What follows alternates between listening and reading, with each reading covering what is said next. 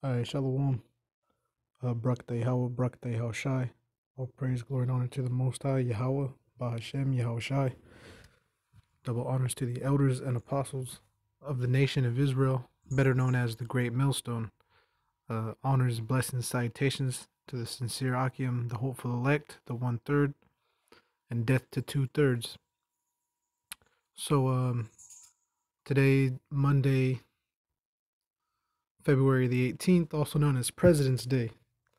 And the brother Ariale in Texas had shared this with me, and I just found it interesting. But as you probably already read and can see, Thomas Jefferson was a sex trafficking pedophile who needs to be muted. Sally Hemings, Martha Jefferson's half sister, was 14 when Thomas began raping her. He kept Sally bound in a secret room where she bore 5 of his children, whom he also enslaved. So that's a pretty interesting piece of information. You know, uh, Thomas Jefferson. Let's see. So this is from PhillyTrib.com. It says, in my Freedom's Journal column last week here in the Philadelphia Tribune, I exposed the lie about President George Washington's supposed wooden teeth and disclosed the truth about them having been yanked from the heads of his slaves. So there goes your George Washington. Okay, white racists who read it went ballistic. Who read it went ballistic. They denied, they yelled, they screamed, they hollered, they insulted, they trolled, but mostly they unwittingly made my column go viral all over social media. And I say, and for that I say thank you. Thank you, racist white folks. Thank you very much. I also say, if you were mad about that Washington column, you're going to be livid about this Thomas Jefferson column.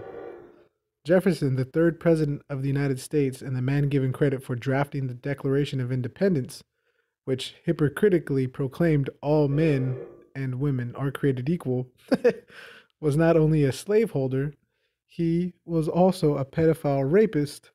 You want proof? Okay. So, man, as U.S. envoy and minister of France, Jefferson began living there periodically from 1784 to 1789. So let's see, about roughly 5 years, right? Anyway, he took with him his oldest daughter, Martha, and a few of those whom he enslaved, including James Hemings. In 1787, he requested that his daughter Polly join him. This meant Polly's enslaved chambermaid, 14-year-old seamstress Sarah, or Sally Hemings, James's younger sister, was to accompany her. Both Sally and James were among the 6 mulatto offspring of Jefferson's father-in-law, John Wales, and his enslaved domestic servant, Betty Hemings. Sally and James were half-siblings of Thomas's late wife, Martha Wales Skelton Jefferson, meaning Thomas and Sally were technically related. Thomas Jefferson, after repeatedly raping Sally while in Paris, impregnated her. Her first child died after she returned to America, but she has 6 more of Thomas's children at Monticello. But you don't have to believe me. You can read the January 2000 official report by the Thomas Jefferson Memorial Foundation's Research Committee, which concluded based on Yashab Hadal. Okay, you can read the January 2000 official, which concluded based on DNA studies, primary and secondary documents, oral histories of Jefferson and Hemings' descendants, and nationally renowned scholars, that there is high probability that Thomas Jefferson fathered Easton Hemings and that he most likely was the father of all 6 of Sally Hemings' children appearing in Jefferson's records by high probability, and most likely, that report actually and uh, um, euphemistically meant absolute certainty. Okay, so I'm not going to keep reading. You can keep reading. Hadal, you can keep reading, okay? In addition to being a slave owning racist, he was a legislative racist, as pointed out by Joyce Oldham Appleby.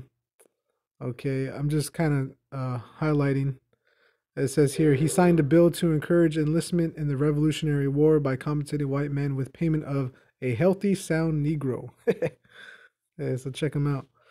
All right, so Happy President's Day, as they say, right? Now with that, I'm going to read this. This is First Ezra 4:36. All the earth crieth upon the truth, and the heaven blesseth it. All the works shake and tremble at it, and with it is no unrighteous thing. Wine is wicked, the king is wicked, women are wicked, all the children of men are wicked, and sure are all their wicked works, and there is no truth in them, and their unrighteousness also they shall perish. As for the truth, it endureth and is always strong. It liveth and conquereth forevermore. With her there is no accepting of persons or rewards, but she doeth the things that are just, and refraineth from all unjust and wicked things, and all men do well like of her works. Neither in her judgment is any unrighteousness, and she is the strength, kingdom, power, and majesty of all ages. Blessed be the power of truth. And with that, he held his peace. All right, so that's the point. Now, if you're familiar with this passage, there was basically a contest. Say, well, who can come up with the better saying? And you had, the different men, and they were trying to say, what was strongest, in the kingdom of men. And one said wine, was strongest. It makes you do the most thing. Another one said the king, because he controls everyone. Another one said women, because many have run out of their wits from women. Okay, and Esdras, okay, he said, well, look the truth is greatest among all things, and all these things can be corruptible. Everything else can be corrupted. So when I started off in verse 36, all the earth crieth upon the truth, and the heaven blesseth it. Okay, because what's happening is the truth is coming out about you so-called Caucasians, you red Hebrew Edomites.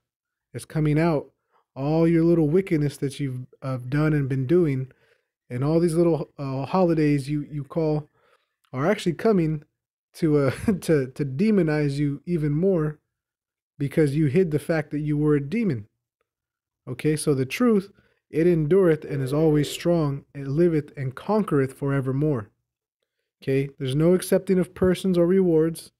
Okay, the truth doeth the things that are just, and refrains from all unjust and wicked things, and all men do well like of her works. Okay, so anyway, with that, I hope your President's Day has been shitted on, and yeah, there goes your founding fathers. George Washington's teeth made from the teeth of slaves. Thomas Jefferson, known pedophile. Uh, uh, Man, holding someone against their will and getting them impregnated multiple times. Okay. Anyway, hey, with that, I'm gonna say shalom, death to 2/3 and death to the wicked, and the Most High is gonna destroy all you red Hebrew Edomites. Shalom.